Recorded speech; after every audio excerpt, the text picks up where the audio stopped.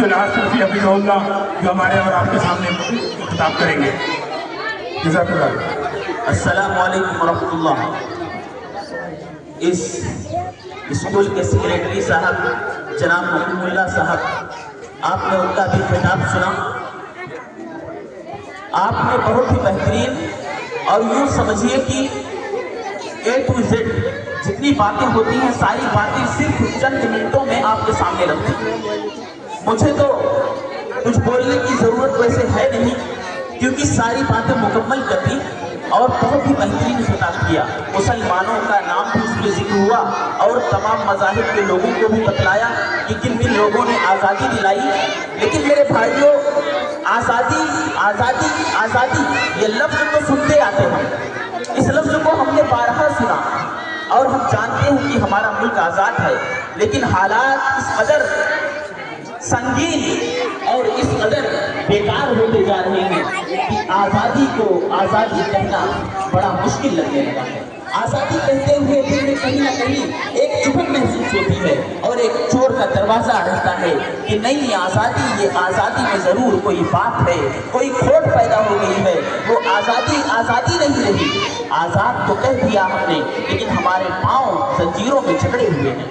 آزادی تو کہہ دیا ہم نے لیکن ہماری سوچ ابھی بھی دبی ہوئی ہے. ہم کھل کر جی نہیں سکتے، ہم کھل کر رہ نہیں سکتے. میرے بھائیوں، اتنی زیادہ پابندیاں اور اس قدر ظلم و ستم دیکھ کر یہی لگتا ہے کہ ہندوستان آزاد تو ہے لیکن یہاں کے لوگ آزاد ہیں. میرے بھائیوں، سوال اٹھتا ہے سمویدھان پر کہ آخر اس کو کس طریقے سے، اس کے قانون کو کس طریقے سے عمل نہ کر کے بلکہ اس کا اچھے طریقے سے عمل نہ کیا گیا اور لوگوں کو کس قدر گمراہ کیا گیا.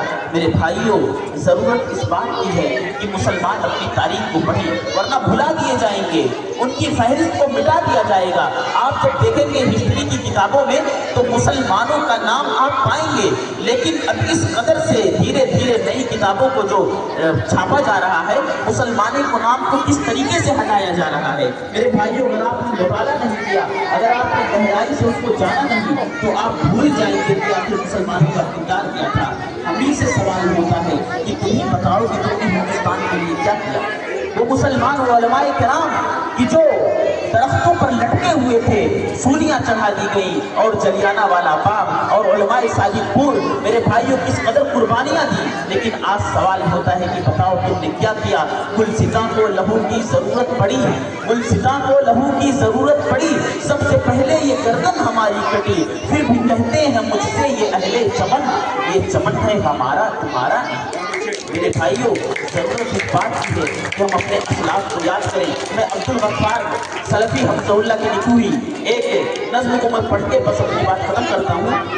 ہم سے چمن کی آبرو، ہم زندگی تا بندگی. ہم سے چمن کی آبرو، ہم زندگی تا بندگی.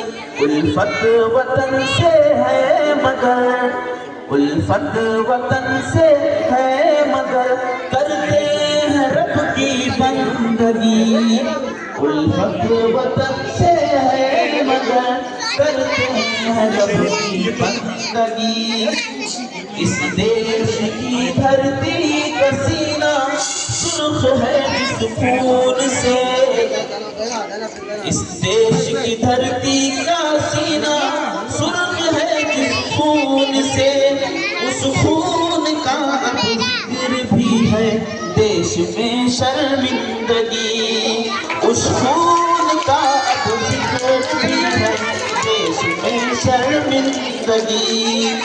عرض وطن سے پوچھ لو، عرض وطن سے پوچھ لو اپنے لہو کی داستاں. مدفن اسی کی خاک میں، مدفن اسی کی خاک میں، اس میں ہے گزری زندگی. مدفن اسی کی خاک میں، اس میں ہے گزری زندگی.